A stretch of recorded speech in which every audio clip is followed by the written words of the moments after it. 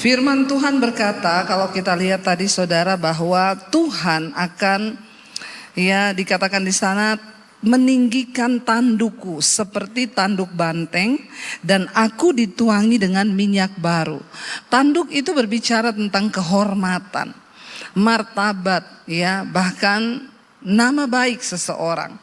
Ayat ini berkata, kalau Tuhan yang meninggikan hidup kita, harkat kita, martabat kita, kehormatan kita, maka tidak ada satu orang pun yang bisa merendahkan. Dikatakan di sana bahkan Dia yang mencurahkan, menuangi aku dengan minyak baru. Dan mataku memandangi seteruku, memandangi musuh-musuh kita, telinga kita mendengar bahwa ada orang-orang jahat yang akan bangkit melawan aku. Orang benar akan bertunas seperti pohon kurma, akan tumbuh subur seperti pohon aras di Libanon. Mereka yang ditanam di bait Tuhan akan bertunas di pelataran Allah kita. Pada masa tua pun mereka masih berbuah menjadi gemuk dan segar untuk memberitakan bahwa Tuhan itu benar, bahwa Ia gunung batuku dan tidak ada kecurangan padanya. Katakan amin. Bapak Ibu, di sini dikatakan bahwa ini Mazmur ini menggambarkan ya tentang bagaimana seseorang yang diangkat tinggi oleh Tuhan. Pengurapan itu tidak sembarang diberikan kepada semua orang.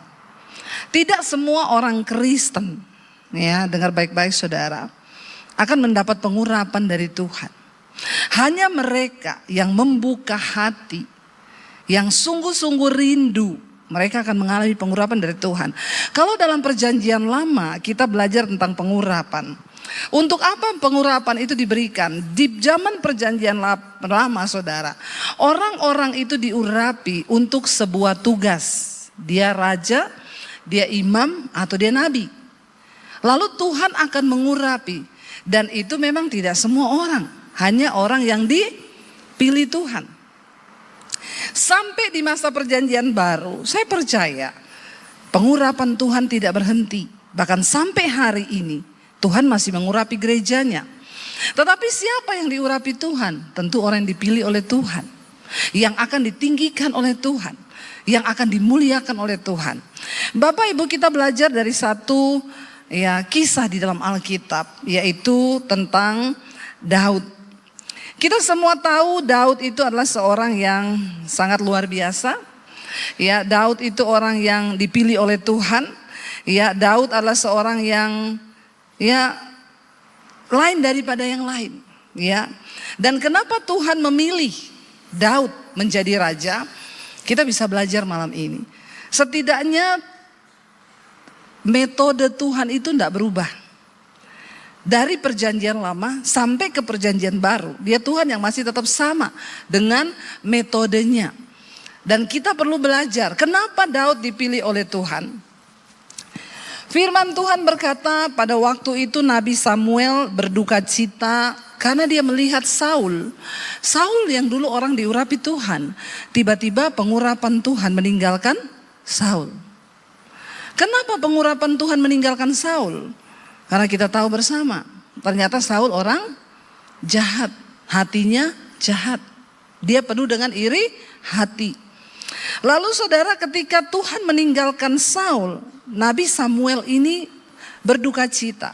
Tuhan berkata kepada Samuel, kamu jangan berduka cita karena Saul telah kutolak. Itu ada di 1 Samuel pasal 16. Berfirmanlah Tuhan kepada Samuel, berapa lama lagi engkau berduka cita karena Saul? Bukankah ia telah kutolak sebagai raja atas Israel? Lalu Tuhan berfirman, isilah, 1 Samuel 16, isilah tabung tandukmu dengan minyak dan pergilah aku mengutus engkau kepada Isai orang Betlehem itu. Sebab di antara anak-anaknya telah kupilih seorang raja bagiku. Waktu Samuel bersedih karena melihat Saul ditolak Tuhan, Tuhan berfirman, pergi ke rumah Isai. Ada satu orang anaknya yang akan aku urapi menjadi raja. Dan dikatakan di sana saudara, ya Akhirnya Samuel pergi, dikatakan dia datang ke Bethlehem. Ya, kemudian ya dikatakan di sana dia bilang, undanglah Isai ke upacara pengorbanan. Ya, lalu aku akan memberitahukan kepadamu apa yang harus kuperbuat. Ya. Dan di sana Tuhan menyuruh kepada Samuel, undang Isai datang, anak-anaknya datang. Nanti aku akan kasih tahu kamu siapa yang akan diurapi. Kita tahu bersama saudara pada waktu itu Daud ini orang yang tidak masuk hitungan secara manusia. Kalau hari ini kita nggak masuk hitungan secara manusia, bersuka cita lah, karena orang-orang yang seperti itu yang seringkali dipilih oleh Tuhan. Amin. Daud itu tidak masuk hitungan, kenapa? Semua saudara-saudara, kakak-kakaknya itu disekolahkan militer sama papahnya. Jadi ketika Samuel mendapat undangan, ketika Isai mendapat undangan dari Samuel, disuruh ajak semua anaknya karena akan ada yang diurapi menjadi raja. Saya menggambarkan secara sederhana. Isai berkata kepada anak-anaknya gini, besok kamu semua pakai baju bagus. Kita akan ketemu nabi besar, Samuel. Ada satu orang di antara kalian yang akan diurapi menjadi raja atas Israel. Bapak Ibu, ya, ini adalah satu acara yang penting. Dan Samuel tidak berkata, jangan ajak anakmu yang Daud itu, tidak dibilang. Tapi memang Isai tidak berniat untuk mengajak Daud, ya. Lalu saya membahasakan dengan bahasa yang sederhana ya. Mungkin malam itu Isai bilang, ya Eliab nanti kamu pakai baju ini, kamu pakai baju itu, kita besok ketemu ya nabi besar akan datang di sini. Lalu Daud tanya, Pak aku pakai baju apa? Lalu bapaknya bilang, kamu enggak usah ikut. Kamu enggak masuk hitungan. Kamu besok gembalakan kambing dombamu itu di padang gurun. Kamu enggak masuk hitungan, kamu juga enggak tahu militer. Kamu enggak tahu apa-apa. Ya, dan apakah Alkitab berkata maka marahlah Daud? Maka sakit hatilah Daud? Maka kecewalah Daud? Enggak. Daud mengambil satu sikap bahwa ya sudah. Ya, bahwa semua yang terjadi yaitu memang seizin Tuhan. Dia tidak membiarkan alasan kekecewaan untuk menjadi kepahitan di hatinya. Ya, coba kalau Gen Z zaman now begitu. Ya, udah sakit jiwa toh. Sekarang kan banyak Gen Z zaman now itu ditolak dikit, udah terpukul mentalnya ya. Udah ngomong, aduh bu saya ini langganannya psikiater loh. Kenapa? Nggak tahu saya sakit jiwa. Kata dokternya sih sudah stadium 4. Nah terus kenapa lu sakit jiwa? Emang ada perkiraan apa? Lu mikir bayar utang besok jatuh tempo beli beras? Enggak sih, kenapa? Aku tersinggung sama perkataannya papahku. Mereka belum seperti Daud, belum belajar dari Daud. Ya. Kalau Daud mau kecewa, mau kepahitan bisa. Ya, tapi Daud tidak memberikan tempat untuk hatinya tercemar. Orang yang diurapi Tuhan, ya, orang yang Tuhan lihat hatinya, Tuhan lihat hidupnya. Lalu ketika akhirnya dikatakan di sana ayat yang ke-6 saya baca, ketika mereka itu masuk dan Samuel melihat Eliab. Eliab tuh kakaknya Daud, yang paling gede, saudara, ganteng, tinggi, besar, tampangnya prajurit. Lalu sungguh Samuel berkata begini, sungguh di hadapan Tuhan sekarang berdiri orang yang diurapinya. Lihat tampangnya, ganteng, cakep, gagah, prajurit. Langsung Samuel ini nabi saudara, ternyata nabi juga bisa salah ya. Ya bisa nggak? Bisa, pendeta bisa salah nggak? Biasa aja. Nggak usah terlalu semangat. Semangat amat. Ya, pendeta bisa salah, bisa karena pendeta juga manusia. Tapi jangan salah terus juga ya. Kalau salah terus itu bahaya. Samuel berpikir, wah berdiri di hadapan Tuhan nih orang yang akan diurapi menjadi raja. Tapi perhatikan saudara. Ayat 7 apa? Tetapi berfirmanlah Tuhan kepada Samuel. Tuhan tuh kan tahu hatinya Samuel kan. Langsung Tuhan berkata begini. Baca bersama. Janganlah pandang parasnya atau perawakannya yang tinggi, sebab aku telah menolaknya. Bukan yang dilihat manusia, yang dilihat Allah. Manusia melihat apa yang di depan mata, tetapi Tuhan, amin. Manusia hanya bisa melihat yang di depan mata. Wih, ganteng. Wih, prajurit. Wih, belum tentu. Orang yang diurapi Tuhan adalah orang yang Tuhan tertarik dengan hatinya. Makanya Alkitab berkata, jagalah hatimu dengan segala Siapa yang harus menjaga hati kita? Kita atau orang lain? Ibu-ibu yang harus jaga hati kita, suami kita atau kita? Hello? Ya, nggak boleh taruh hatimu sama suamimu yang jaga, karena seringkali suami bisa kompak amat ini ibu-ibu baju hijau. Ya, memang benar toh. Ya, suami bisa sering nggak suami-suami mengecewakan? Perlu bikin seminar wanita loh ini Ibu Gembala. Ya, iya. Jangan taruh hatimu untuk dijaga orang lain. Karena yang harus menjaga hati itu siapa? Kita sendiri. Kadang orang lain cuma datang ngucapin kata-kata yang bisa menusuk hati.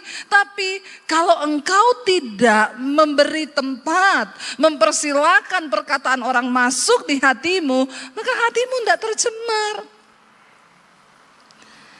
Yang harus menjaga hati itu kita sendiri.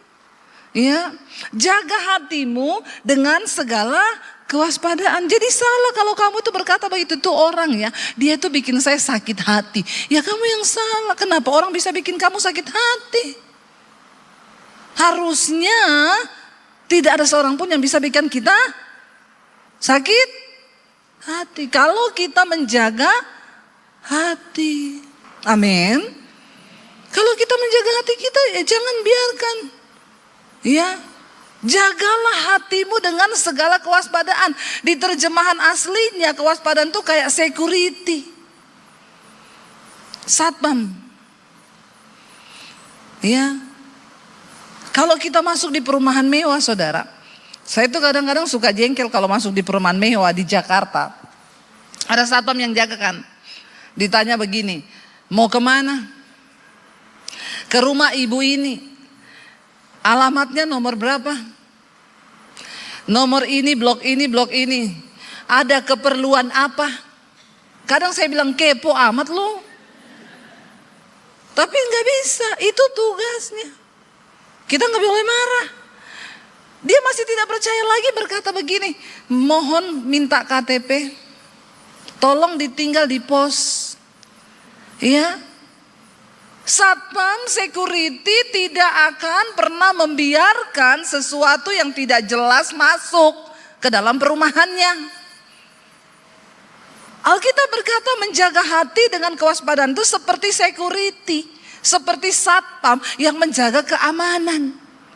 Jadi kalau orang nyakitin kamu, ya kalau hatimu mau sakit, tanya dulu di hatimu, ada perlu apa? Ya.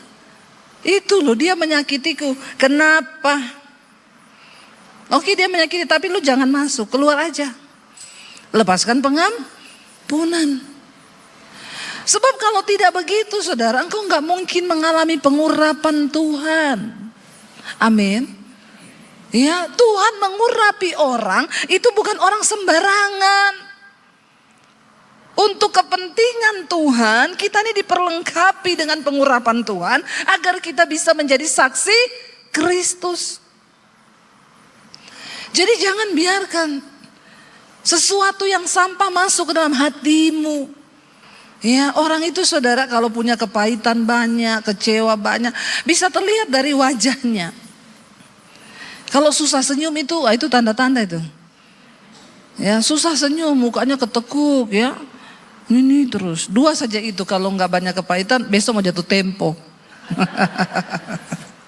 Ya, orang kalau susah senyum itu pahit. Dan ketika di sini pahit, maka yang keluar dari mulut juga pahit. Karena sumbernya sudah pahit. Alkitab bilang air yang manis nggak mungkin mengeluarkan yang pahit. Kalau sumbernya pahit, yang keluar juga pahit. Ya, makanya ada istri-istri yang ketus. Cuma ditanya apa sama suaminya, ya jawabnya apa. Ditanyanya A, jawabnya Z. Ya, orang ngomong baik-baik bisa tersinggung. Sekarang kan banyak begitu tuh. Karena di sini kotor, saudara. Kita lihat kasus-kasus pembunuhan sekarang. Ya, bunuh orang karena iri, bunuh orang karena tersinggung, bunuh orang karena ya cuma karena perkataan sepele loh. Lalu kita mengizinkan kepahitan masuk, akhirnya kita benci kan. Dan Yesus bilang, orang yang membenci saudaranya dia adalah seorang pembunuh manusia. Pembunuhan berasal dari kebencian. Ya, saya dulu pernah cerita, saya waktu di Solo, saya ini menikah di Solo, suami saya ini orang Solo, saudara. Ya, lalu saya itu diajak seorang ibu, Bu Debi doakan saya ya di rumah saya. Ya, saya datanglah ke rumahnya, ketika saya bertamu di rumahnya, ya yang bukain pintu kakaknya, saudara. Ya, bukain pintu saya, dia tanya, cari siapa? Saya bilang cari ibu ini, rumahnya bener? Nggih. Ada perlu apa? Saya bilang, ibu ini mau didoakan. Situ dari mana? Siapa? Saya pendeta. Oh, situ pendeta? Iya. Masuk, duduk. Orang kayak gini, saudara ya, orang kayak gini menurut saudara hatinya manis enggak? Ya, pahit, campur asam dikit. Ya, saya dibilang itu, duduk, masuk, tunggu, lagi mandi. Oh iya Bu. Lalu dia mulai ngobrol sama saya, dia bilang gini, oh jadi situ pendeta? Iya, sini pendeta. Orang ada namanya loh, situ-situ, sono-sono. Tapi orang pahit memang begitu. Jangan kau ikutan pahit juga. Nanti sama-sama gila. Saya bilang iya, sini pendeta. Kalau situ pendeta, berarti situ bisa baca saya dong. Dalam hati saya, ya kalau ada tulisannya saya bisa baca. Masalahnya saya mau baca apa ini? Ya. Tapi ya sudahlah, saya mengerti maksudnya dia. Maksudnya dia suruh saya menebak dia itu seperti apa. Gampang aja lah, orang modelmu kayak begini. Alkitab bilang hati mencerminkan wajah. Wajah mencerminkan hati. Model macam begini, kira-kira hatinya kayak apa? Ya, sebentar lagi menggonggong. Wow. Kayak anjing galak, saudara. Ya. Saya bilang maksudnya ibu, ya situ kan punya kuasa berarti, baca saya.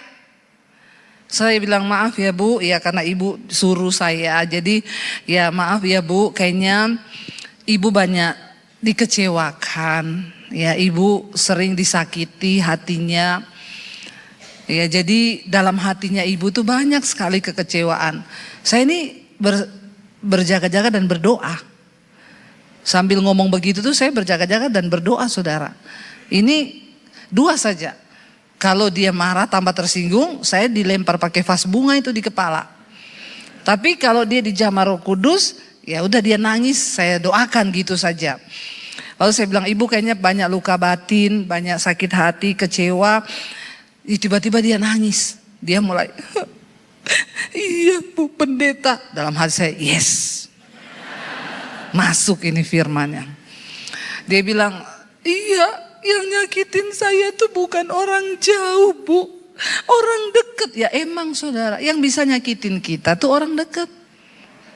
Orang jauh enggak nyakitin kita, karena orang jauh tidak ada tempat di hati kita.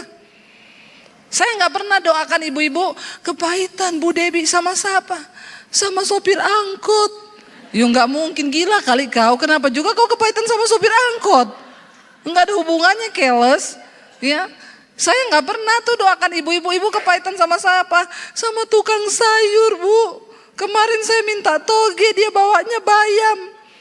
Nggak mungkin ibu-ibu kepahitan sama tukang sayur. Yang paling banyak ibu-ibu kepahitan tuh sama siapa yang pertama? Suami. Yang kedua sama siapa? Ipar. Yang ketiga siapa? Mertua. Ya. Ipar adalah maut. Mertua adalah maut. Ini orang Kristen semua maut ini, bertobat karena hatimu tuh kotor. Ya makanya semua maut, tetangga adalah maut.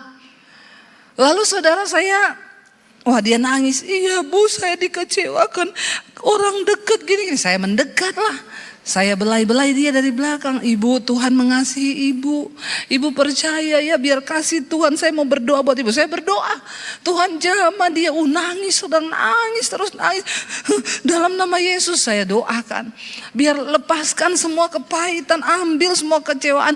Nangis dia, malah dia jadi pasien pertama saya.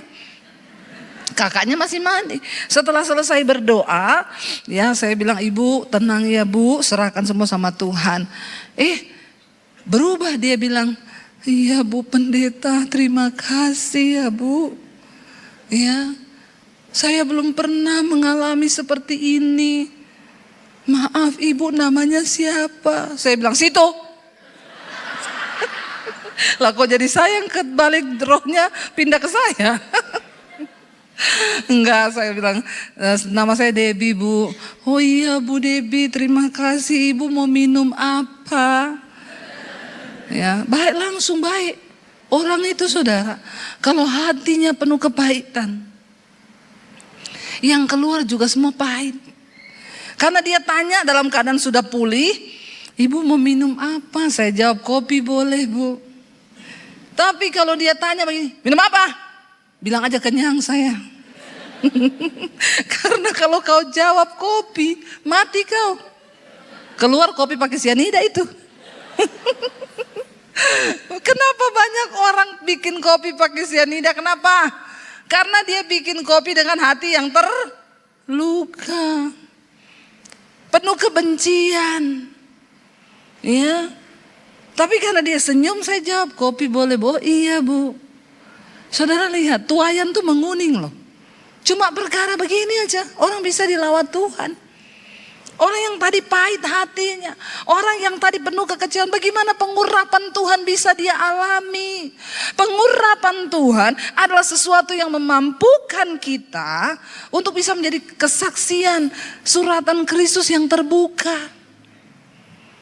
Tapi kalau orang begini gak jaga hati, banyak yang pikir kepahitan itu biasa. Saya pahit sama mertua, saya pahit sama ipar, saya pahit sama ini. Gak bisa. Kita perlu jaga hati. Daud punya alasan untuk kepahitan sama keluarga. Daud punya alasan untuk kepahitan sama papahnya. Tapi dia tidak melakukan hal itu. Dia terima itu sebagai sesuatu yang memang ya udah Tuhan izinkan.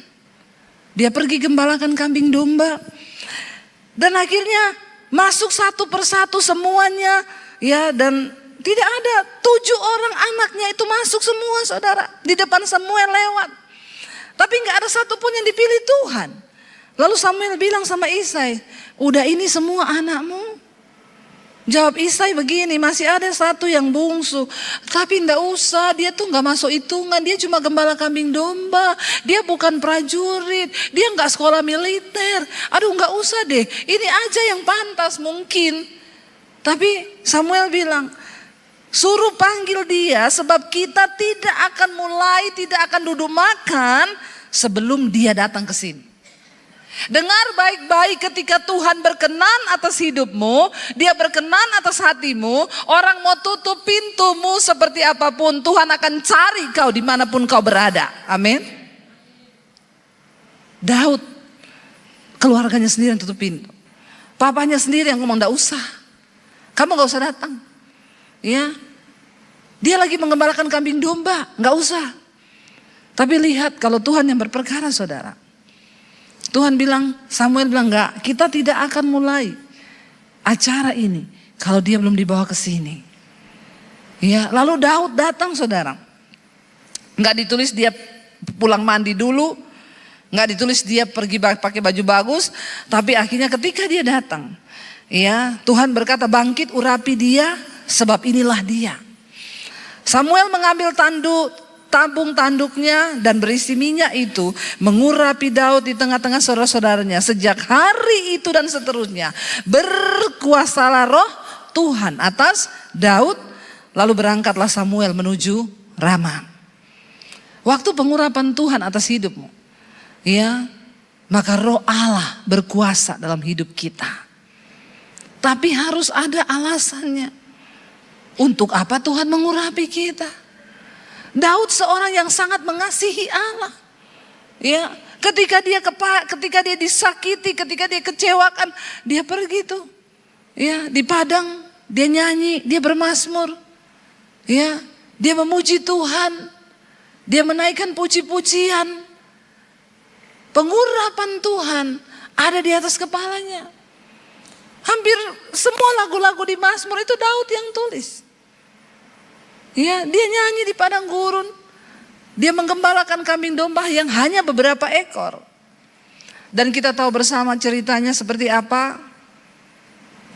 Daud tidak pernah bermimpi akan dipromosikan Tuhan. Pengurapan raja sudah ada di atas kepala Daud. Tapi dia nggak sombong. Ya, dia jalani hidupnya seperti biasa. Dia jalani hari-harinya seperti biasa. Dia masih disuruh ke padang. Dia tidak juga diurapi. Dia tidak juga setelah diurapi dia disekolahin prajurit sama papanya. Enggak, Daud tetap disuruh ke padang menggembalakan kambing domba. Sampai kita tahu ceritanya, ketika satu saat Goliat orang Filistin itu menantang barisan bangsa Israel dan berkata, siapa di antara kalian yang mau maju kalahkan aku? Katanya kalian itu bangsa yang diurapi Tuhan. Katanya kalian punya Allah yang hebat. Mana Allahmu? Tidak ada satupun orang yang berani maju. Berhari-hari berminggu-minggu Goliat menantang bangsa Israel. Seluruh prajuritnya tidak ada satupun yang maju. Lalu Isai panggil Daud. Daud, kamu pergi ke medan pertempuran. Iya Pak. Kamu bawa roti sama susu buat kakak-kakak kamu yang lagi di medan pertempuran. Mereka tuh pasti lapar. Bawa ini ya. Dan langsung pulang, kamu jangan lama-lama. Gembalakan lagi tuh kambing dombamu. Daud tidak menyadari kalau hari itu adalah hari Tuhan mempromosikan dirinya. Waktu engkau berjalan dalam pengurapan Tuhan, waktu sikap hatimu benar, waktu hidupmu berada dalam perkenanan Tuhan, kau gak perlu pikir bagaimana caranya Tuhan angkat hidupmu. Bagianmu, kerjakan apa yang menjadi bagian kita. Promosi itu bagiannya Tuhan. Jangan sibuk angkat-angkat diri, nanti kalau jatuh sakit. Tapi kalau Tuhan yang angkat, gak ada orang yang bisa menjatuhkan. Waktu Tuhan mengangkat hidupmu saudara, orang yang terbuang bisa menjadi orang yang kemudian diurapi Tuhan. Dan Tuhan akan mempercayakan banyak perkara besar di hidupmu. Ya, saya ini dulu orang yang terbuang, saya diusir dari keluarga saya tahun 95 karena saya terima Yesus. Ya, papi saya marah besar.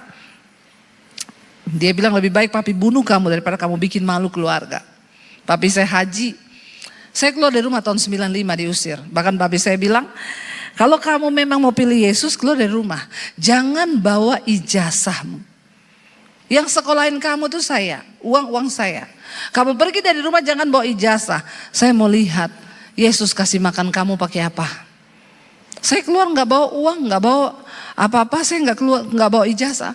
Saya tinggalkan kota Poso, ya menuju ke kota Palu, saudara. 7 jam perjalanan naik bus. Sampai di kota Palu, saya numpang tinggal di kos-kosan di tempat sepupu saya. Saya nggak ada uang bayar kos.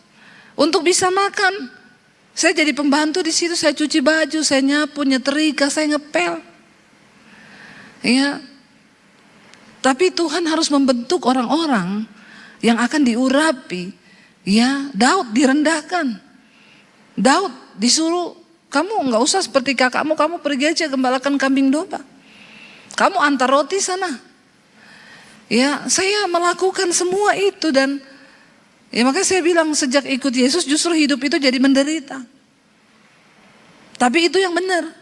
Karena setiap orang yang mau sungguh-sungguh hidup beribadah mengikuti Yesus pasti akan Derita. Kalau kau belum menderita berarti kau belum sungguh-sungguh ikut Yesus.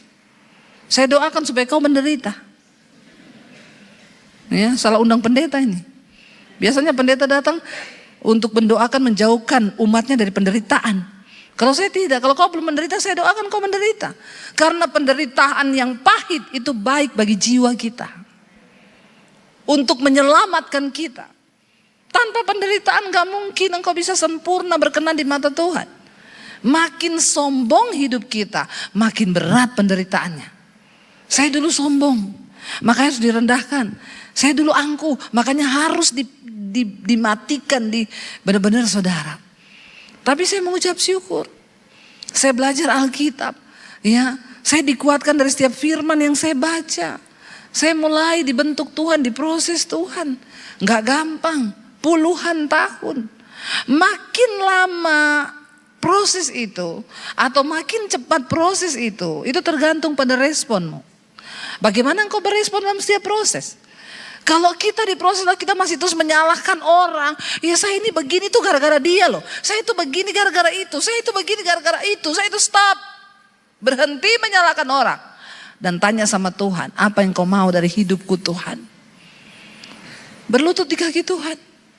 Tuhan, apa yang kau mau dari aku? Kasih tahu kehendakmu Tuhan. Aku tahu kalau aku diproses begini. Itu karena Tuhan mau sesuatu. Waktu engkau sudah mengerti proses Tuhan itu, tinggal tunggu waktunya. Tuhan angkat hidupmu. Ketika Daud disuruh antar roti, lalu dia lihat Goliat itu menentang seluruh barisan tentara Israel. Daud menjadi marah karena dia mendengar Goliat menghina nama Allahnya.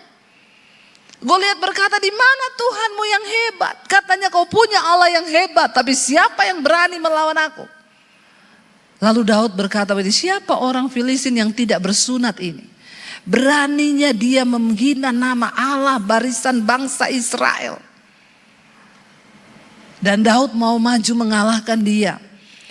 Lalu semua heboh. Lalu kakaknya Daud lihat, ini Daud yang datang. Dia jewer kupingnya, sini kau ya. Saya tahu kenakalanmu, kau ini mau datang ke sini mau nonton perang kan? Ya pulang, kau pulang cepet tinggalin itu terus kau pulang. Tapi Daud bilang enggak, aku mau melawan dia. Semua syok, semua kaget. Masuk akal enggak saudara? Enggak masuk akal. Semua kakak-kakaknya Daud 7 orang. Mereka itu prajurit, mereka berlatih, mereka dilatih militer. Daud enggak. Lalu Saul datang dan bertanya, dengan apa engkau mau mengalahkan dia? Pengalaman pribadi Daud dengan Tuhan, itu yang membuat Daud bisa mengalahkan Goliat, masalah yang besar di depannya. Dia bilang begini, aku ini tiap hari menggembalakan kambing domba. Kalau ada dombaku yang diterkam sama beruang atau singa, aku kejar itu singa, aku kejar itu beruang, aku robek mulutnya, aku ambil dombaku. Kenapa? Karena Allah menyertaiku. Dan dia berkata, Allah yang menyertai aku di padang gurun ketika aku merobek mulut singa dan beruang itu, Allah yang sama yang akan menyertai aku untuk mengalahkan orang Filistin yang tidak bersunat ini. Dan Saul membiarkan dia pergi. Tadinya Saul bilang pakai baju perang ya, karena mereka semua pakai baju perang. Dia dipakein baju perangnya Saul, dia nggak bisa jalan, terlalu berat. Aduh ya, puyeng aku, nggak bisa. Copot aja deh. Baju perang bicara tentang pengalaman, bicara tentang kehebatan. Baju perang bicara tentang perlindungan. Hari ini anak-anak muda, jangan kau andalkan ijazahmu S1, S2, S20, S21 kayak Samsung itu. Kalau engkau tidak mengandalkan Tuhan, kau tidak akan lihat apa-apa. Zaman ke depan ini makin gila. Banyak orang-orang yang sudah mulai dipecat. Kenapa? AI lebih pintar. AI pintar saudara. Ya. Anak saya bikin kaos suruh desain AI. Pakein baju ke AI sama siapa aja AI bisa pakein. Ya. Anak saya yang satu saya bilang coba kamu bikin perjalanan ke Turki 10 hari 9 malam. Dia suruh AI bikinin saya perjalanan. AI bilang malam pertama kamu nginep di sini, hotel ini harganya sekian. Ke situ tuh naik bus, nanti turunnya itu begini. Malam kedua bisa di sini. Malam kalau kamu tidak setuju saya akan cari opsi yang lain. Kita udah nggak perlu orang. Kadang kalau kita punya sekretaris kita suruh, sudah dapat belum? Belum ibu. Saya baru dapat satu hotel. 1 hari 24 jam cuma satu hotel. Karena apa? Males. Maaf ya saudara. Banyak tenaga manusia, otak manusia, keterampilan manusia yang digantikan AI. Ya, orang Kristen sudah nggak punya keahlian, nggak punya kehebatan, ya, udah miskin, sombong, malas lagi. Ya. Udah miskin, sombong, bodoh lagi. Tidak mau menambah wawasan diri, nggak mau upgrade diri dengan pengetahuan, nggak mau baca Alkitab. Saya sampaikan sama anak-anak sekolah misi tadi. Kita ini perlu dicuci otak. Otak kita ini perlu dicuci pakai apa? Pakai firman. Dari kecil kita dibesarkan orang tua kita 20 tahun, 21 tahun. Yang diisi itu prinsip-prinsip yang bukan Alkitab. Di otak kita ini yang terisi dari kecil, contoh. Saya dulu waktu masih kecil, sering dipesan sama papi saya. Mungkin ini juga pesan saudara kepada anak saudara. Kalau kau di sekolah dipukuli temenmu, jangan diam aja, pukul balik. Ya Pak ya? Kalau kau diam, bodoh kau. Yang penting kau tidak salah loh. Kedengarannya benar. Toh? Yang penting kau jangan cari gara-gara. Tapi kalau kau dipukul, hajar. Kalau kau bikin dia nangis, kau juga, kalau dia bikin kau nangis, kau juga harus balas bikin dia nangis. Pokoknya jangan diam, nanti kau mati. Kita kan sering kasih prinsip-prinsip yang itu bukan firman, tapi itu tertanam dari kecil. Dicekoin orang tua, benar enggak? Ya, jangan main malam-malam di luar, nanti dibawa lari wewe gombel. Apa tuh? Genderuwo. Kita ini sering bodoh-bodohin anak kita kan. Iya. Apalagi banyak hal-hal yang tanpa kita sadari saudara. Ya. Orang tua mungkin kau pernah bilang sama anakmu, kamu cari jodoh cari yang kaya loh ya. Yang miskin jangan. Cari yang kaya. Selain donatur dilarang mengatur. Ya. Padahal kan Alkitab bilang begitu enggak? Alkitab enggak bilang begitu. Ya, orang-orang tua berpikir, ya saya ini orang tua bu, anak saya marah sama saya. Ya enggak mungkin lah saya orang tua minta maaf sama anak. Prinsip-prinsip yang tidak sesuai firman Tuhan sudah bercokol di kepala kita. Dan itu harus kita cuci pakai firman. Itu yang Rasul Paulus bilang, aku ingin berada dalam Kristus bukan dengan kebenaranku, tapi dengan kebenaran Kristus. Tapi orang Kristen sekarang banyak berada di dalam Kristus tapi bukan dengan kebenaran Kristus. Saya baca survei kemarin saudara. Kantong-kantong Kristen di Indonesia. Beberapa kota kantong Kristen. Ternyata hasil surveinya kejahatannya tertinggi. Perceraiannya tertinggi. Narkobanya tinggi. Lalu apa yang salah?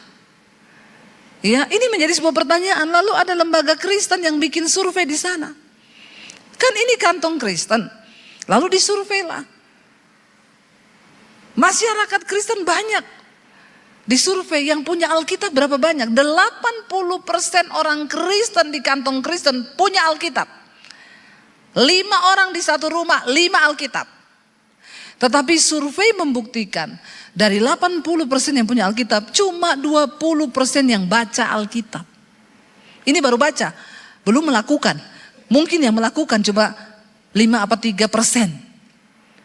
Saudara bisa bayangkan yang lainnya, yang 60% itu, Alkitab hanya menjadi pajangan. Yang lebih celaka lagi kalau ada yang mati, Alkitab ditaruh di peti. Jangan kau taruh Alkitab di peti. Ya. Karena orang mati sudah tidak bisa baca Alkitab itu untuk orang hidup. Orang mati tidak bisa baca.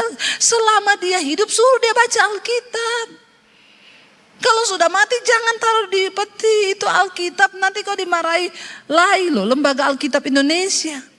Dia cetak itu bukan untuk taruh di peti. Amin. Kasih sama orang yang hidup supaya dibaca. Firman Tuhan berkuasa mengubahkan hidup kita. Saya bilang sama anak-anak misi tadi siang, dengar baik ya, miskin boleh, goblok jangan. Amin. Banyak orang Kristen bodoh. Kenapa? Karena nggak punya firman. Segala tindakan yang tidak berdasarkan firman itu kebodohan di mata Tuhan. Jadi dilarang goblok ya, amin. Iya, kita boleh miskin.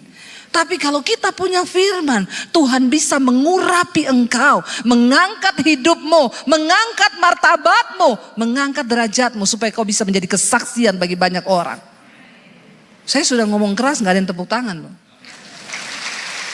Tolong saudara ya, tepuk tangan sedikit kayak buat firman Tuhan, bukan buat saya, buat Tuhan. Ya, tepuk tangan aja malas. Ya, kita tepuk tangan untuk Tuhan Yesus, firman Tuhan itu ya dan amin.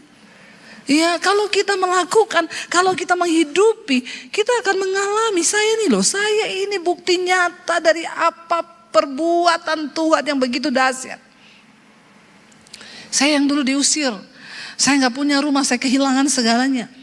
Saya diproses Tuhan, puluhan tahun diproses. Kenapa? Saya dulu sombong, saya angku, banyak dosa. Makin banyak dosamu, makin berat prosesmu. Makanya cepat-cepat tobat. Sebelum semakin berat lagi proses itu. Kenapa semakin berat? Karena Tuhan tuh mau memurnikan kita kembali. Dia gak bisa mengurapi orang yang tidak dimurnikan. Ya, karena pengurapan itu punya tujuan supaya hidup kita menjadi kesaksian. Saya dulu orang yang kehilangan segalanya, saya nggak punya rumah, saya diusir dari rumah. Tapi hari ini saya beliin rumah mami saya. Ya, hari ini Tuhan berperkara saudara. Bahkan kita bisa bangun sekolah misi itu di Bandungan, itu satu anugerah dan kemurahan Tuhan. Ya, Tuhan bilang kamu bikin sekolah. Sekolah kan gratis, orang-orang yang mau jadi misionaris. Saya tantang kalau ada di Temanggung, dekat sekali loh. Ya, masa ini paling banyak sekolah ini yang isi tuh orang Papua, orang Manado, orang Palu, orang Luwuk, orang Ambon. Belum ada nih Temanggung, belum ada ya. Astagfirullah subhanallah. Enggak ada orang di sini loh. Ya, belum ada saya dengar bu ini dari Temanggung, ini dari Salatiga, belum ada ya. Belum loh. Belum loh sekolah kita nih. Ya, malah dari luar pulau semua datang tuh. Ya, jauh-jauh mereka datang dari Kalimantan, dari Bangka Belitung ada. Ya iya loh. Saya tuh pikir-pikir ya dari Jawa Tengah enggak ada ya. Dari yang dekat-dekat sini enggak ada. Sudah hebat semua ini orang-orang di sini ya. Jadi saya tantang anak-anak muda, ya yang muda saja, yang sudah tua enggak usah.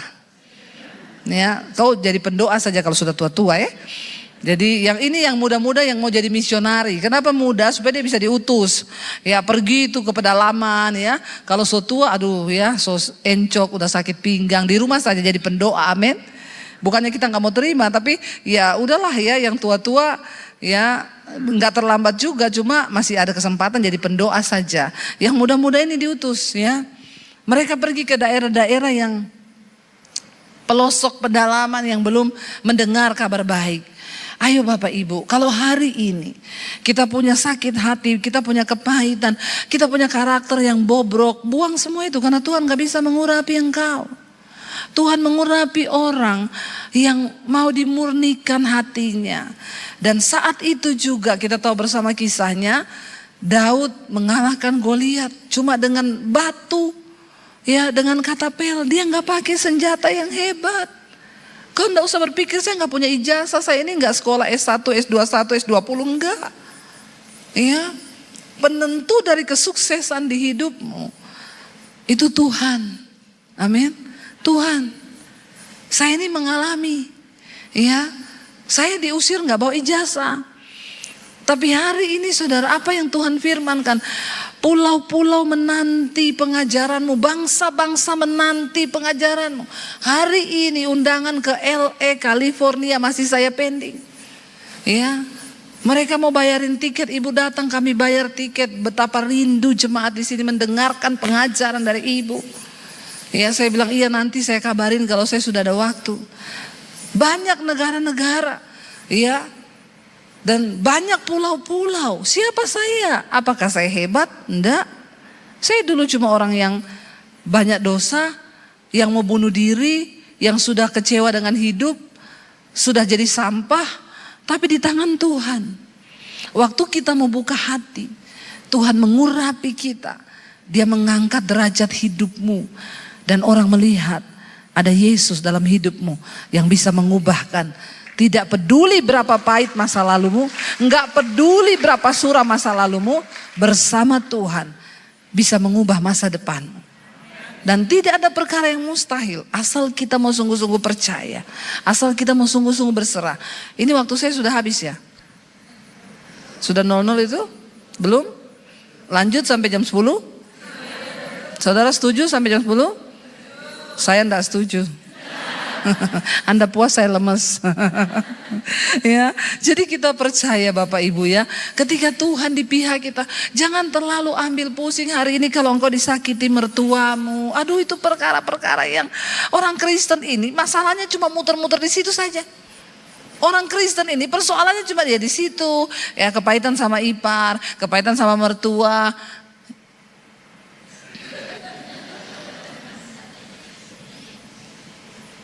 Bapak sudah duduk di situ, sudah habis waktu saya ya. Bapak sudah mengintimidasi saya begitu. Ya. Tapi iya Bapak Ibu ya. Jadi kita percaya bahwa sampai di mana tadi itu? Ya. Iya, kita ayo, ya, tidak ada perkara yang mustahil bagi Tuhan. Ketika kita mau sungguh-sungguh melepaskan, buang dosa. Ya, jangan orang Kristen itu masalahnya itu muter di situ toh. Saya ini ketemu orang Kristen belum pernah, Bu, saya mau konseling. Kenapa? Saya tertekan, Bu. Kenapa? Saya mau dibunuh, Bu, karena iman. Belum ada. Rata-rata itu mau konseling apa? Saya kepahitan sama mertua. Saya kepahitan sama ipar. Urusannya cuma kepahitan terus. Bingung saya ini. Kita ini gagal dalam memenangkan hidup kita, diri kita. Kita nggak pernah selesai dengan diri kita. Tuhan tidak bisa mengurapi orang yang belum selesai dengan dirinya. Daud selesai dengan dirinya. Karena itu tidak ada satu perkara pun yang bisa bikin dia sakit hati lagi. Nggak ada satu orang punya perlakuan pun yang bisa bikin dia kepahitan lagi. Karena dia sudah selesai dengan dirinya sendiri. Dia berurusan dengan proyeknya Tuhan. Saudara, proyek Tuhan di depan kita besar. Dia sedang cari orang-orang yang bisa dia percaya. Saya ini dulu cuma orang yang mau bunuh diri. Saudara bisa bayangkan kalau tahun 95 saya bunuh diri. Tidak akan pernah ada yang namanya Debbie Basir hari ini. Kalau hari itu saya menyerah mengikuti apa yang iblis suruh, tidak akan pernah saya melihat bagaimana Tuhan bekerja memakai hidup saya. Kalau saya mendengarkan setan tahun 95 untuk bunuh diri, nggak akan ada proyek-proyek Tuhan yang besar yang bisa terjadi lewat hidup saya. Tapi karena saya memilih mempercayakan hidup saya kepada Tuhan, saya bertobat. Saya membersihkan hati, membuang segala yang tidak berkenan dan meminta kasih karunia Tuhan. Ini aku Tuhan. Urapi aku untuk jadi hamba-Mu. Saya minta sama Tuhan. Sejak tahun 95, hidup saya dikuasai oleh pengurapan Tuhan. Saya mulai berjalan dalam rencana Tuhan yang besar. Saya ketemu suami saya di Solo waktu saya pelayanan. Kami ketemu di gereja, nanti kalau diundang lagi baru saya saksikan itu. Biar diundang lagi. Enggak juga, enggak apa-apa sih. Lalu saudara, kami menikah. Ya enggak apa-apa main. Silakan Pak main pelan-pelan ya Pak. Karena Bapak sudah di situ, main Pak. Biar pada nangis jemaatnya Pak. Saudara, dan akhirnya saya masuk dalam rencana Tuhan. Sampai bisa ada Debbie Basir TV di YouTube. Berapa banyak yang dengerin khotbah saya di YouTube? Jemaat setia Miss. Wih banyak loh Pak, ini ternyata jemaat misbah doa, misbah syukur nih ya, puji Tuhan ya. Bapak Ibu, dan sampai akhirnya Tuhan ketika selesai pandemi, saya berdoa Tuhan mau bawa kemana kami, apakah kami mau buka gereja, bangun gereja. Tuhan bilang enggak. Visi akhir zaman Tuhan berikan kepada saya, persiapkan para penuai. Karena tuaian banyak tapi penuai sedikit. Lalu saya mulai berdoa, bagaimana, apa yang Tuhan mau, buka sekolah misi. Sekolah misi gratis untuk orang-orang yang tidak mampu. Saya bilang, Tuhan saya bukan orang kaya. Tuhan bilang, aku tidak cari orang kaya. Aku cari orang yang percaya dan beriman. Sebab visi Tuhan bisa terjadi bukan karena orang kaya, tapi karena orang yang punya iman. Proyek Tuhan terjadi karena iman. Karena iman itu adalah sesuatu yang tidak ada menjadi ada.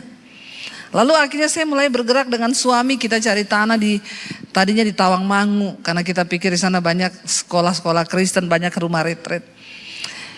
Lalu tiba-tiba ada jemaat misbah doa di Semarang bilang, Bu saya dengar ibu mau bikin sekolah, saya punya tanah di Bandungan, depan Green Valley, ibu pergi lihatlah. Sesuai yang kami mau, saya berdoa dekat gunung Tuhan, jadi dia buka sekolah gitu, lihat gunung kanan, gunung kiri. Orang kalau mau sekolah Alkitab tuh harus ditaruh di hutan yang dekat gunung-gunung. Jangan ditaruh di kota, nanti hedon. Kalau dekat gunung dekat Tuhan tuh, dekat hutan-hutan tuh dekat sama Tuhan. Kalau di kota itu hedon, nanti dia mainnya ke mall terus ya. Jadi saya bilang sama suami, cocok loh. Ya dingin lagi di situ kan. Ya udah kita di sini aja. 4.500 meter. Waktu YouTube kita mulai naik.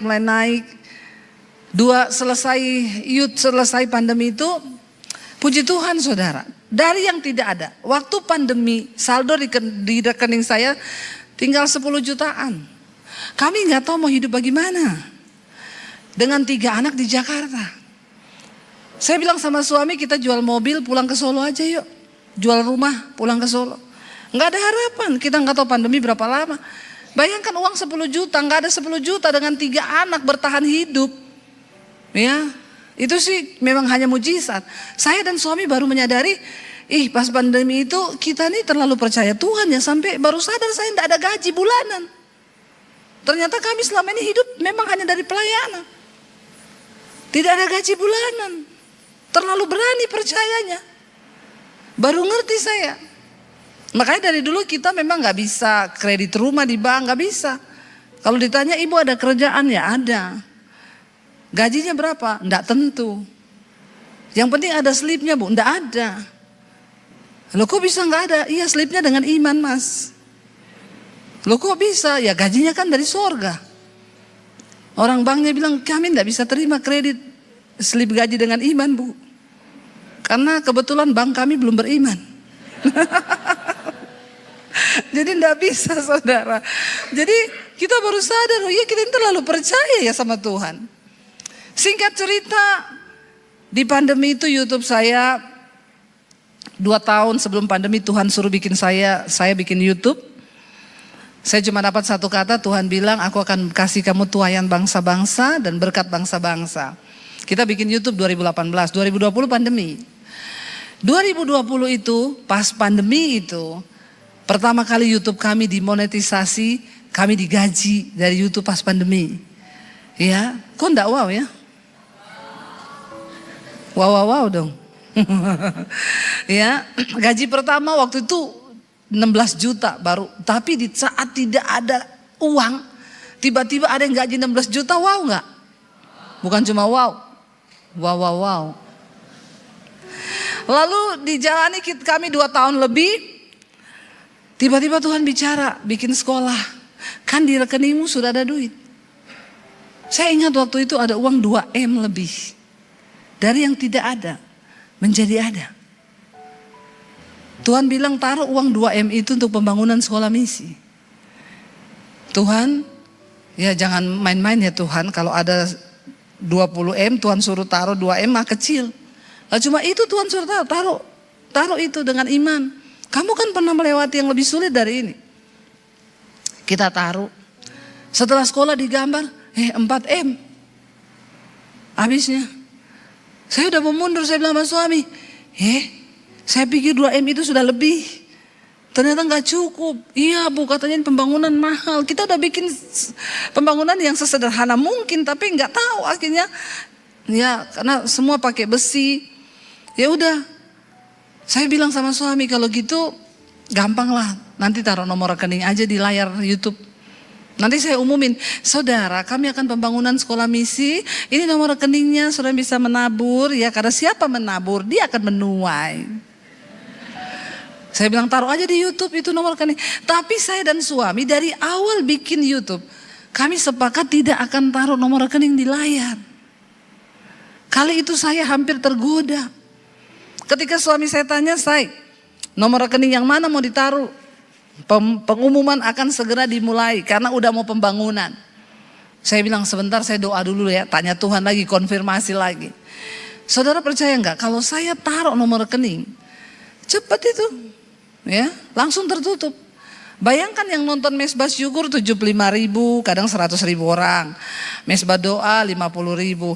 Mereka taruhlah nyumbang 50.000 aja. 50.000 kali 1.000 kali 100.000. Ya, wah itu bukan cuma satu sekolah misi, bisa banyak sekolah misi.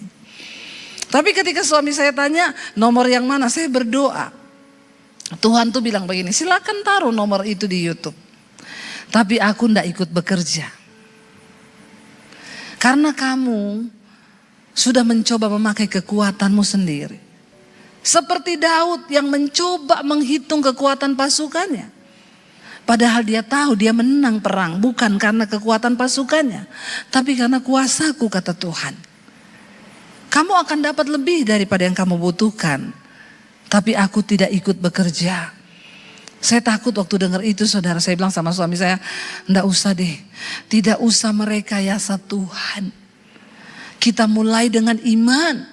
Karena Tuhan tidak perlu direkayasa.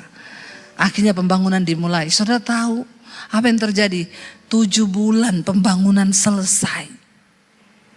Tepuk tangan dong. Uangnya dari mana? Saya tidak tahu.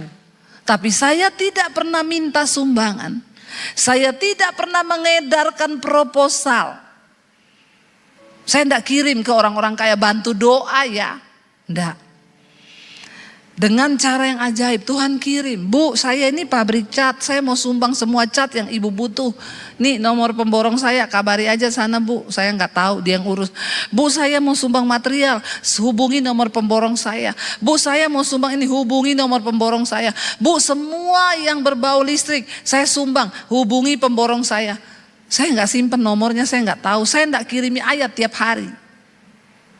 Karena Tuhan tidak perlu direkayasa. Waktu dia melihat engkau layak menerima pengurapan untuk mengerjakan visi Tuhan yang besar. Saudara percayalah, Tuhan cuma cari orang yang berkenan di hatinya hari-hari ini. Bagaimana supaya kita berkenan? Jaga hatimu, jaga hidupmu, hidup dalam kekudusan. Buang dosa-dosa yang gak penting yang hanya merusak hidup kita. Hidup di dalam kekudusan, damai sejahtera, sukacita. Kalau kita hidup dalam kekudusan, itu adalah sorga di bumi, saudara. Sebab kerajaan Allah bukan soal makanan, bukan soal minuman, bukan soal pakaian. Tapi soal kebenaran, damai sejahtera dan sukacita oleh Roh Kudus. Itu sorga. Saya berdoa kita semua dipakai Tuhan. Saya berdoa kita semua dipercayakan visi. Saya berdoa kita semua diurapi Tuhan. Saya undang imam musik boleh maju ke depan.